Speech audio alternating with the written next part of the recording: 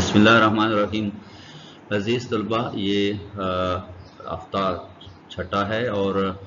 عنوان ہے آج ہمارا قرآن مجید کا تعارف، حفاظت اور فضائل، اور اس کے ذرائع ہیں اس درسی کتاب ہے، اور اس کا جو طریقہ تدریس ہے قرآن مجید کا تعارف بتایا جائے گا اور مشکل مقامات پر رہنمائی فراہم کی جائے گی اور قرآن مجید کی حفاظت اور اس کی فضیلت دی جائے گی۔ تدریسی مقاصد میں قرآن مجید کا تعارف، سابقہ آسمانی کتب کا جائزہ اور اس کی ضرورت اور اہمیت بتائی جائے گی۔ سبق کے دوران دی گئی آیات مبارکہ اور تفسیر بتائی جائے گی۔ سرگرمی آڈیو ویڈیو کے ذریعے تدریسی عمل انجام دیا جائے گا۔ درسی کتاب کے سبق سے مدد لی جائے گی۔ سبق کا تعارف ہے، سبق کا تعارف کرایا جائے گا، پہلے سے موجود معلومات کا جائزہ لیتے ہوئے نئی معلومات بتائی جائے گی۔ عزیز طلبہ، اللہ تعالیٰ نے انسان کو پیدا کیا اس کی جسمانی اور فطری ضروریات پوری کرنے کے لیے مادی وسائل پیدا کیے، یعنی اس کائنات کے اندر اللہ نے انسان کے کھانے پینے اور اس طرح سے بہت ساری چیزوں کا اہتمام فرمایا، اور اس کے ذہن اور اس کی روح کی رہنمائی کے لیے یعنی اللہ کریم نے قرآن مجید نازل فرمایا، اور انسان کو خیر و شر میں فرق کرنے کی صلاحیت، یعنی خیر و شر، خیر کہتے ہیں نیکی کو اور شر کہتے ہیں برائی کو، خیر اور شر کی پہچان کے لیے اللہ کریم نے قرآن مجید کو نازل فرمایا تاکہ اس کے اندر انسان نیکی کو جان سکے، اور اس کے اندر جو گناہ ہیں انسان جو کرتا ہے اس کے بارے میں جو سزائیں ہیں یا اس گناہ کے بارے میں جو نقصانات ہیں اللہ تعالیٰ نے اس کو قرآن مجید میں بیان فرمایا۔ اس کے علاوہ انسان کی کامل رہنمائی کے لیے اللہ نے انبیاء علیہ السلام کو مبعوث فرمایا، اس دنیا میں بھیجا انبیاء علیہ السلام کو، اور پھر ان پر اللہ کریم نے کتابیں بھی نازل فرمائی، جیسے کہ پہلی آسمانی کتاب جو ہے وہ تورات ہے، پھر اس کے بعد زبور ہے، اس کے بعد انجیل ہے، اور آخر میں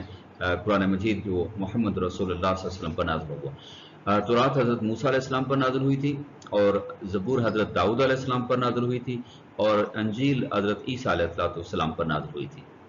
تو اس طرح اللہ کریم نے قرآن مجید آخری کتاب ہے، یہ رسول کریم صلی اللہ علیہ وسلم پر نازل فرمائی۔ یہ تمام بنی نوع انسان، یعنی اس کائنات میں آنے والے جتنے انسان ہیں جو آنے والے ہیں ان کے لیے دائمی طور پر یعنی آخر وقت تک اس کی رہنمائی ان لوگوں کے لیے جو ہے وہ رہے گی، اور یہ تمام آسمانی کتابیں جو اس سے پہلے سابقہ آسمانی کتابیں نازل ہو چکی ہیں ان کی تصدیق بھی کرتی ہے۔ اللہ تعالیٰ نے پچھلی امتوں کے لیے جیسے انبیاء علیہ السلام کو مبعوث فرمایا اور اسی طرح سے کتابیں نازل فرمائیں، اور اس طرح وہ کتابیں اصل حالت میں محفوظ نہیں رہیں،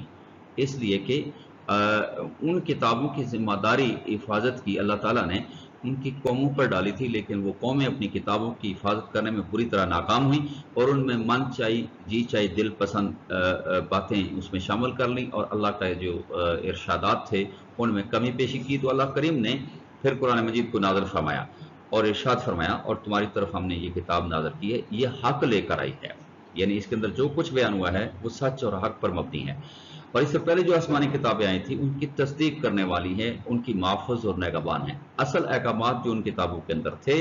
ان کو اثر نو یہاں قرآن مجید میں بیان کیا گیا ہے۔ قرآن مجید کو پچھلی کتابوں کے لیے مہیمن کہنے کا مطلب یہ ہے کہ ان کتابوں میں جو تعلیمات اور عقائد اپنی اصلی حالت میں محفوظ نہ رہ سکے، انہیں قرآن مجید نے اپنے اندر اثر نو نئے سرے سے بیان کیا، نئے انداز میں قرآن مجید میں اس کو بیان کیا گیا۔ یہی وجہ ہے کہ قرآن پاک کی تعلیمات پورے اطمینان اور ہر زمانے میں عمل کیا جا سکتا۔ قرآن کریم انسانی زندگی کے تمام پہلوؤں کے متعلق رہنمائی فراہم کرتا ہے،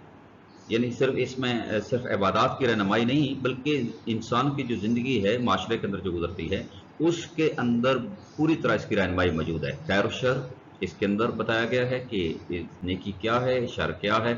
حلال و حرام کے بارے میں بتایا گیا ہے کہ اس میں حلال چیزیں کیا ہیں، حرام چیزیں کیا ہیں، حرام کے نقصانات کیا ہیں، حلال کے فوائد کیا ہیں، اور اخلاقی تعلیمات جو ہیں جو انسانی زندگی کے اندر بڑا اہم پہلو ہے انسان کی زندگی کا، وہ ہے اخلاقیات ہے، اس میں اس کے لیے بھی اس میں رہنمائی موجود ہے۔ اس میں انسان کی آفت کی زندگی کے متعلق بھی تفصیلی معلومات ہے، یعنی آخرت کی جو زندگی ہے، انسان نے دنیا کے اندر نہیں رہنا، یہ بہت تھوڑے ٹائم کے لیے دنیا میں آیا ہے، اس کے بعد اس کی دائمی زندگی جو آخری زندگی ہے وہ آخرت کے اندر جو ہے، جو اس کو آنے والے حالات ہیں اس کے بارے میں یہ معلومات فراہم کرتی ہے، اور بڑا ہی یعنی پر اثر انداز اس میں اختیار کیا گیا ہے۔ عربی زبان بڑی خوبصورت زبان ہے، زندہ زبان ہے، دنیا کی تمام زبانیں یہاں پر ختم ہو جائیں گی لیکن عربی زبان جو ہے آخر یعنی قیامت تک باقی رہنے والی زبان ہے۔ قرآن پاک انسان کی انفرادی زندگی، یعنی اکیلا ہے تب بھی اس کی اجتماعی، اور اس کا اندر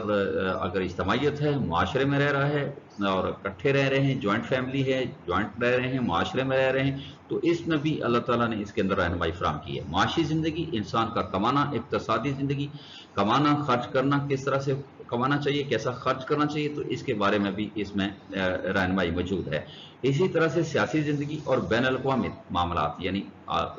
دنیا کے اندر اور بھی بہت ساری قومیں آباد ہیں، ان کے ساتھ کیسے رویہ اختیار کیا جائے، سیاسی زندگی کیسے ہو، اس کے بارے میں اس میں بیان کیا گیا ہے۔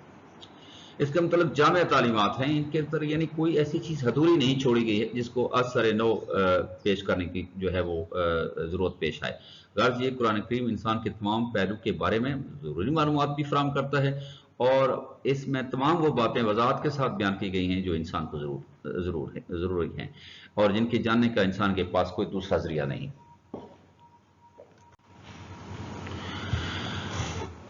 قرآن مجید اللہ تعالیٰ کی طرف سے نازل شدہ کتاب ہے، اس کی حفاظت کا ذمہ بھی اللہ کریم نے جو ہے خود لیا ہے، اور ارشاد فرمایا اِنَّا نَحْنُ نَذِّكْرَ وَإِنَّهُ لَحَافِظُونَ، بلا شبہ ہم نے یہ ذکر ہم نے نازل کیا ہے، یعنی ذکر سے مراد یہاں قرآن مجید ہے، اور ہم خود اس کے محافظ ہیں۔ ہم دیکھتے ہیں کہ اللہ کریم نے قرآن مجید کی حفاظت کا وعدہ اس طرح پورا کیا کہ پوری دنیا میں موجود قرآن مجید کے نسخوں میں ایک لفظ یا زیر زبر کا کوئی فرق نہیں، یعنی دنیا کے اندر جتنے بھی آج قرآنی نسخے موجود ہیں یا کسی ملک کے اندر ہیں، کسی قوم میں ہیں، تو اس میں کسی طرح کے زیر زبر کا کوئی فرق نہیں ہے۔ لا ریب فی، یہ وہ کتاب ہے جس میں کسی طرح کا کوئی شک نہیں ہے۔ قرآن مجید رسول کریم صلی اللہ علیہ وسلم پر ایک ہی وقت میں نازل نہیں ہوا، بلکہ یہ مختلف ادوار میں تھوڑی تھوڑی آیات نازل ہوئی ہیں۔ ایک وقت میں ایسا نہیں تھا کہ آپ صلی اللہ علیہ وسلم غار میں گئے تو وہاں یہ کتاب موجود تھی تو غار ہرا سے لے کر آئے، ایسا نہیں تھا، بلکہ 23 سال میں تھوڑا تھوڑا کر کے ضرورت کے تحت نازل ہوتا رہا۔ جو ہی کچھ آیات نازل ہوتی، آپ صلی اللہ علیہ وسلم کاتب وحی کو بلاتے، یعنی کاتب وحی کہتے ہیں یعنی قرآن لکھنے والے لوگ، اور یہ رہنمائی فرماتے کہ انہیں کون سی صورت، اس صورت کو کس صورت کے ساتھ جوڑ دیا جائے یا اس کے کیسے لکھا جائے، تو رسول کریم صلی اللہ علیہ وسلم اسے خود ان کی رہنمائی فراہم کرتے کاتبین وحی کو۔ مسجد نبوی میں خاص مقام تھا، ایک خاص جگہ تھی جہاں پر یہ عبارت رکھ دی جاتی، قرآن کریم صحابہ کرام اس کی نقل کر کے لے جاتے، یاد کرتے، اور مختلف اوقات میں یعنی 5 نمازوں میں اس کی تلاوت کرتے، اس کو سمجھنے پر عمل پیرا ہونے کی کوشش کرتے ہیں۔ یعنی جو 5 نمازوں کے اندر جو تلاوت ہوتی تھی یہ اسی قرآن کے ذریعے سے کی جاتی تھی۔ اسی طرح سے یہ لکھا بھی جاتا رہا، حفظ بھی ہوتا رہا، اور اس کے اندر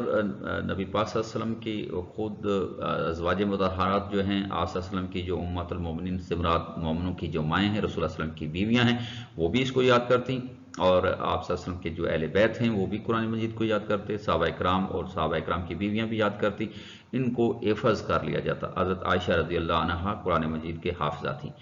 اور متعدد صحابہ اکرام نے اس کی نقل بھی تیار کر لیتے۔ رسول کریم صلی اللہ علیہ وسلم کی رحلت کے بعد، آپ وسلم کے جانے کے بعد، ابو بکر صدیق رضی اللہ عنہ نے اس کے نسخے اکٹھے کروائے، جمع کرائے۔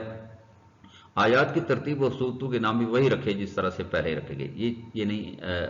عزیز طلبہ، یہ آپ کو بتاتا چلا جو کہ قرآن مجید کی ترتیب جو ہے وہ ترتیب توقیفی ہے، یعنی توقیفی سے مراد یہ ہے کہ جس طرح سے حضرت جبرائیل امین عرش معلیٰ سے یہ کتاب جس طرح لے کر آئے تھے، اسی طرح سے اس کی ترتیب بھی وہی رکھی گئی۔ حضرت عثمان غنی کے زمانے میں اس کی بہت ساری نقلیں تیار کی گئیں۔ حضرت عثمان غنی کو جامع القرآن بھی کہا جاتا ہے رضی اللہ عنہ، اور آپ نے اپنے عہد خلافت میں اس کی بہت ساری نقلیں تیار کر کے اس زمانے کے اندر جو دنیا تھی اس میں صوبائی دارالحکومتوں میں ایک ایک نسخہ تحریری طور پر بھجوا دیا۔ یہ اس کی حفاظت تھی۔ عزیز طلباء، قرآن مجید کے بہت سے فضائل ہیں، اور یقینی علم اور حقیقت پر مبنی یہ کتاب ہے، اس میں کسی طرح کا کوئی شک نہیں، کسی طرح کا کوئی ڈاؤٹ نہیں اس کتاب کے اندر۔ تو اس کے لیے اللہ کریم نے جو ہے وہ اس کی جس طرح حفاظت فرمائی تھی، اس طرح اس کا پڑھنے کا اجر اور ثواب بھی اس کے اندر اللہ کریم نے رکھا ہے۔ رسول کریم صلی اللہ علیہ وسلم کا فرمانا، خیرکم من تعلم القرآن وعلمہ، تم میں سے بہترین وہ انسان ہے جو قرآن سیکھتا ہے اور اور دوسروں کو اس کی تعلیم دیتا ہے۔ تو اس لیے ہمیں چاہیے کہ ہم اس کو خود بھی سیکھیں اور دوسروں کو بھی اس کی تعلیم دیں۔ تو عزیز طلبہ، اس میں ایک حرف کے بدلے میں اللہ نے 10 نیکیاں رکھی ہیں، اور حفظ کرنے والے کے بارے میں فرمایا کہ نہ خود وہ یہ کہ اسے خود جنت میں جانے والا ہوگا، کہ حدیث میں آتا ہے کہ حافظ قرآن کو کہا جائے گا کہ تم قرآن کی آیتیں پڑھتا جا اور جنت کے درجے چڑھتا جا، تو اس کے ساتھ ساتھ اس کے والدین کے لیے بھی اللہ کریم نے جنت کا وعدہ کیا ہے۔ ایک اور جگہ پر ارشاد ہوتا ہے کہ نبی پاک نے فرمایا کہ اس کے والدین کو قیامت کے دن ایک ایسا تاج پہنایا جائے گا حفظ کرنے والے کو کہ اس کی روشنی سورج کی روشنی سے زیادہ ہوگی۔ تو اسی طرح سے اسے جو منہ پھیرے گا وہ دنیا کے اندر ذلیل اور خوار ہوگا۔ جو لوگ قرآن پر عمل کرتے ہیں ان پر نہ یہ کہ دنیا کے اندر بھی اللہ ان پر فضل فرماتے ہیں، اور اس کے ساتھ ہی آخرت میں بھی اللہ کریم اس کو کامیابی سے امکانات فرماتے ہیں۔ اس لیے ہمیں چاہیے کہ ہمیں قرآن مجید کی تلاوت کریں، سمجھیں اور اس کی تعلیمات پر عمل کرنے کی کوشش کریں۔ عزیز طلبہ، کام یہ ہے درج ذیل سوالات اپنی درسی بک اس سے حل کریں، یعنی کتاب کے اندر جو لکھے ہوئے ہیں انہی سوالوں کو اس کو آنسر کرنا ہے۔ سوال نمبر 1 قرآن مجید کا مختصر تعارف، جو کتاب میں تعارف دیا گیا ہے وہ لکھنا ہے، سوال یہی ہوگا۔ سوال دوسرا ہے قرآن مجید کی حفاظت کے بارے میں آپ کیا جانتے ہیں، تو اس کی حفاظت والی ہیڈنگ پہ آنا ہے، اور وہاں حفاظت کے اندر جو تحریر بک میں لکھی ہوئی ہے وہ اسی طرح آپ نے لکھنا ہے۔ اور سوال فضائل قرآن مجید تحریر کریں، یعنی اس کی جو فضیلت ہے، اس کا پڑھنے کا اجر اور ثواب جو لکھا ہوا ہے درسی کتاب کے اندر، آپ نے اسی کو اپنی نوٹ بک پر لکھنا ہے۔